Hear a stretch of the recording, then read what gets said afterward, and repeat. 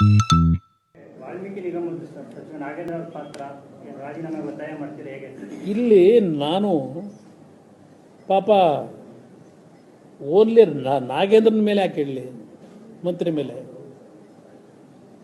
ಇದರಲ್ಲಿ ಯಾರ್ಯಾರ ಪಾತ್ರ ಇದೆ ಈ ಒಂದು ಪ್ರಕರಣ ನೋಡಿದಾಗ ಇದು ಬರೀ ನಾಗೇಂದ್ರ ಲೆವೆಲಲ್ಲಿ ನಡೆದಿರ್ತಕ್ಕಂಥದ್ದಲ್ಲ. ಇದು ನನ್ನ ಅಭಿಪ್ರಾಯದಲ್ಲಿ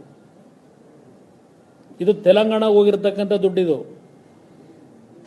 14 ಅಕೌಂಟ್ಗಳು ಓಪನ್ ಮಾಡಿದ್ರಲ್ಲ, ಅದು ಬೆಳಗ್ಗೆ ಓಪನ್ ಮಾಡ್ತಾರೆ, ಮಧ್ಯಾಹ್ನ ದುಡ್ಡು ಡ್ರಾ ಆಗುತ್ತೆ.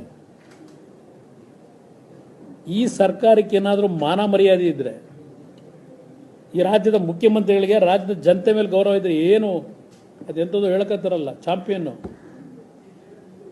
ಯಾವ ಇಲಾಖೆ ಗಲಾಟೆ ಆಗಿರೋ ದುಡ್ಡಿದು? ಪರಿಶಿಷ್ಟ ವರ್ಗಗಳಿಗೆ ಕೊಡ್ತಕ್ಕಂಥ ದುಡ್ಡಿದು. ಇನ್ನು ಬಹುಶಃ ಈ ರೀತಿಯ ಬೋರ್ಡ್ ಕಾರ್ಪೊರೇಷನ್ಗಳೇನಿದೆ, ಏನಾದರೂ ಬಹುಶಃ ಎಲ್ಲ ಬೋರ್ಡ್ ಕಾರ್ಪೊರೇಷನ್ಗೆ ಏನೇನು ನಡೆದಿದೆ ಅಂತಕ್ಕಂಥ ತನಿಖೆ ಏನಾದರೂ ಆಗೋದ್ರೆ ಇನ್ನು ಯಾರ್ಯಾರ ತಲೆಗಳು ಉರುಳ್ತಾವೋ ಗೊತ್ತಿಲ್ಲ. ಇದರ ಜವಾಬ್ದಾರಿ ಬರೀ ನಾಗೇಂದ್ರ ತಗೊಳ್ಳೋದಲ್ಲ, ನಾಗೇಂದ್ರನ ಮೇಲೆ ಒರೆಸೋದಲ್ಲ. ಇದು ಈ ಜವಾಬ್ದಾರಿಯನ್ನು ಆರ್ಥಿಕ ಇಲಾಖೆಯನ್ನು ನಿರ್ವಹಣೆ ಮಾಡ್ತಾ ಇರತಕ್ಕಂಥ ಮುಖ್ಯಮಂತ್ರಿಗಳೇ ಹೊರಬೇಕಿದು. ಇಷ್ಟು ದಿವಸ ಆಯಿತು. ಇದರಲ್ಲಿ ಜಾಣಕಿಹುಡು ಹಿಂದೆ ಎಲ್ಲ ವಿರೋಧ ಪಕ್ಷದಲ್ಲಿ ಯಾವ ಥರ ನಡ್ಕೊಂಡಿದ್ದಾರೆ ಇವರು. ಸಣ್ಣ ಪುಟ್ಟ ಪ್ರಕರಣಗಳಾದಾಗ ಇವತ್ತು ಯಾತಕ್ಕೆ ಈ ಸಬ್ಜೆಕ್ಟ್ ಬಗ್ಗೆ ಇಷ್ಟೊಂದು ಆಮೇವೇಗದ ತೀರ್ಮಾನಗಳಾಗ್ತಾ ಇದೆ? ಯಾರು ಇವರಿಗೆ ಹೇಳಿದ್ದು ಅಲ್ಲಿ ಡ್ರಾ ಮಾಡಲಿಕ್ಕೆ? ಇವತ್ತು ಯಾವುದೋ ಒಂದು ಪತ್ರಿಕೆಯಲ್ಲಿ ಬರೆದಿದ್ದೀರಿ, ಏನೋ ಹೊಸದಾಗಿ ಯಾರೋ ಒಬ್ಬರು ಶಾಸಕರನ್ನೊಬ್ಬರನ್ನು ಅಧ್ಯಕ್ಷನ ಮಾಡ್ಕೊಂಡಿದ್ದೀರಲ್ಲಿ.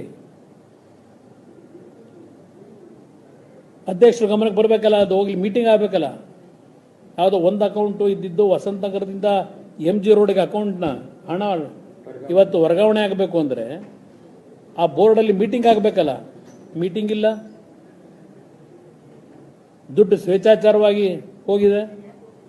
ಆಮೇಲೆ ಅವನು ಯಾರೋ ಒಂದು ಕಂಪ್ನಿ ನನ್ನ ಕಂಪ್ನಿಗೆ ಸಂಬಂಧ ಇಲ್ಲ ಅಂತ ಒಂದು ಕ್ಲಾರಿಫಿಕೇಶನ್ ಕೊಡ್ತಾನೆ.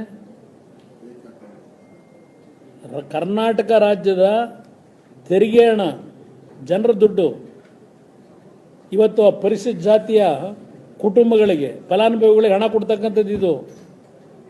ಈ ದುಡ್ಡನ್ನು ತಗೊಂಡು ತೆಲಂಗಾಣ ಚುನಾವಣೆಗೆ ಉಪಯೋಗ ಮಾಡಿದಿರಲ್ಲ, ಯಾವ ನೈತಿಕತೆ ಇದೆ ಸಿದ್ದರಾಮಯ್ಯನವರೇ ನಿಮಗೆ? ಒಂದು ವಾರ ಆಯ್ತಾ ಬಂತಲ್ಲ, ಯಾವ ತನಿಖೆ ನಡೆಸ್ತೀರಿ ನೀವು? ಯಾವ ತನಿಖೆ ನಡೆಸಿ ಯಾರಿಗೆ ಆಕ್ಷನ್ ತಗೋತೀರಿ? ಯಾರ ಮೇಲೆ? ನಾಚಿಕೆ ಆಗಬೇಕು ಈ ಸರ್ಕಾರಕ್ಕೆ. ಈ ರೀತಿ ದುಡ್ಡನ್ನ ದರೋಡೆ ಮಾಡ್ಕೊಂಡು ಹೆಗಣ ತಿನ್ನ ಕೆಲಸ ಮಾಡ್ಕೊಂಡು ಇನ್ನೊಬ್ಬರು ತಲೆ ಕೆಟ್ಟಾಗಿ ಹೋಗ್ತೀರಾ? ಸ್ವಲ್ಪ ತೆಗೀರಿ ಎಲ್ಲ. ಯಾವ್ಯಾವ ಇಲಾಖೆನಲ್ಲಿ